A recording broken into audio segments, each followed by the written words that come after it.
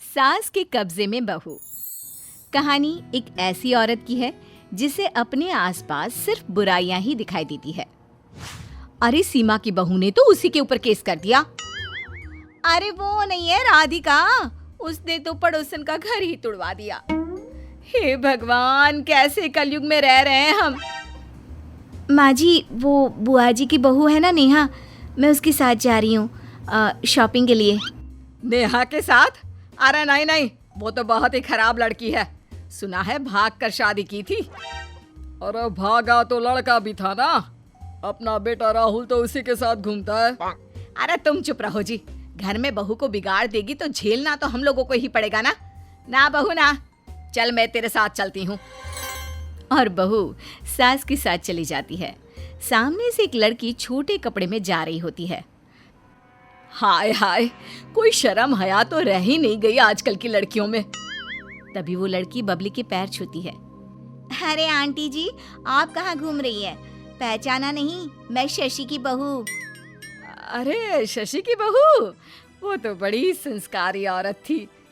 तुम्हें क्या हो गया बेटा? संस्कारी थी नहीं है, और मुझे क्या होना है? अरे भाभी, आप तो कहीं आते जाते ही नहीं हो। लोग तो बोल रहे थे कि बड़े घर में शादी हो गई तो आपके नखरे बढ़ गए हैं। ऐसा है क्या? अरे नहीं नहीं, कैसे नखरे? वो मैं तो। अरे चुप कर, ऐसी औरतों से कम ही बात किया कर। देख कैसे कपड़े पहनकर घूम रही है। शर्म हया तो सब बेच खाई है इसने।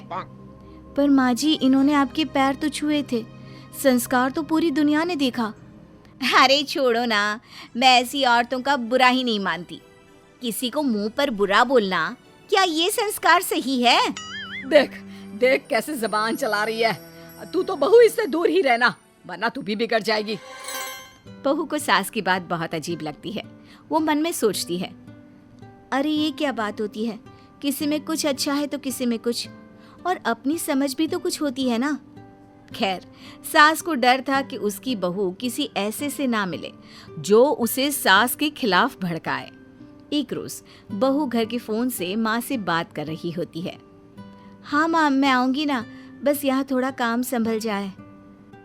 अरे क्या काम? तेरी सास तो जवान है अभी, क्या 1-2 दिन घर नहीं संभाल सकती? हाँ हाँ माँ, क्यों नहीं, मैं बात करती हूँ ना। बहू माँ से बात करके फोन रख देती है और सास के पास जाती है। देख बहू, तू अभी मायके नहीं जा सकती, पता है ना, घर का बहुत काम होता है। बहू को आश्चर्य होता है कि आखिर सास को ये बात पता कैसे चली। वो तो ठीक है माँ जी, लेकिन आपको कैसे पता कि मैं क्या कहने वाली हूँ? अरे कैसे पता नहीं चलता? आज अचानक भरी दोपहर में तू मेरे कमरे में, तो यही तो कारण होगा ना। बहू को सास का लॉजिक समझ में तो नहीं आता, पर फिर भी माँ जी, आपकी उम्र हो गई है तो अनुभव भी ज्यादा है, वरना मैं तो कभी ना समझ पाती कि भरी दोपहर को कोई कमरे में क्यों आया है। कैसी बात कर रही है बहू? तेरी माँ को तो मैं जवान लगती हूँ। अब तो बहू के पैरों से जमीन खिसक जाती है। अरे ये क्या हो रहा है? कैसे सास को माँ के साथ हो रही सारी बात पता चल गई। खैर, वो दिन भी आ जाता है जब बहू का बैग पैक होता है मायके जाने के लिए। माँ, मैं सीमा को उसके मायके जाने वाली बस में बिठा कर आता हूँ। लेकिन जैसे ही बेटा बैग उठाता है, बगल में सास का भी बैग आ जाता है। हाँ हाँ बिल्कुल, ये ले मेरा बैग भी उठा ले। वो क्या है ना, मैं भी बहू के साथ हो आती हूँ। पर माँ जी, आपने तो बताया नहीं, मैंने तो माँ को भी बोला। वो क्या है ना, तेरी भाभी के बारे में सुना है कि काफी तेज है। अब बहू तू वहाँ जाएगी और 4 बातें सीख कर आएगी, फिर तू यहाँ आकर मुझसे लड़ेगी। उससे अच्छा है मैं ही साथ चलती हूँ। हाँ वो तो ठीक है माँ जी, पर वर खैर कुछ नहीं चलता। माँ जी तो बस्ता लेकर तैयार हो जाती है बहू के मायके जाने के लिए।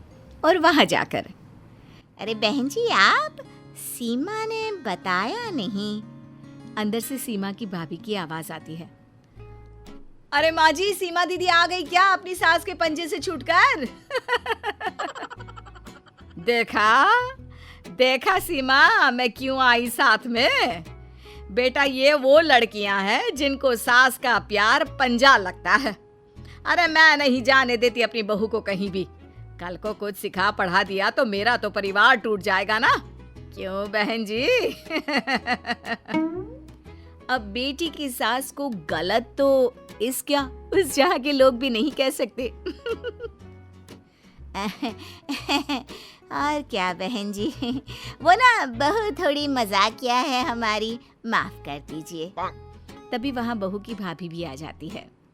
जी हाँ आंटी जी नमस्ते, मैं तो मजाक कर रही थी।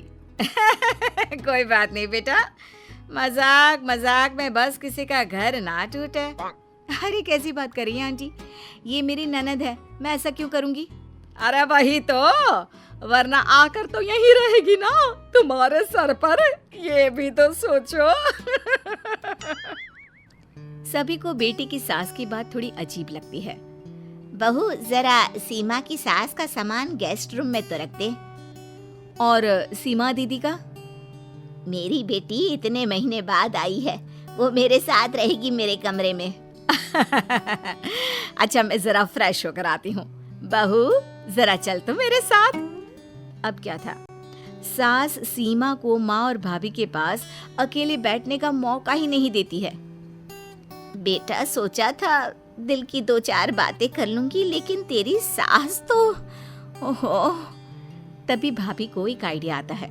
माँ जी आज सारा दिन आप दीदी के साथ रहना, मैं सास को लेकर जा रही हूँ शॉपिंग पर।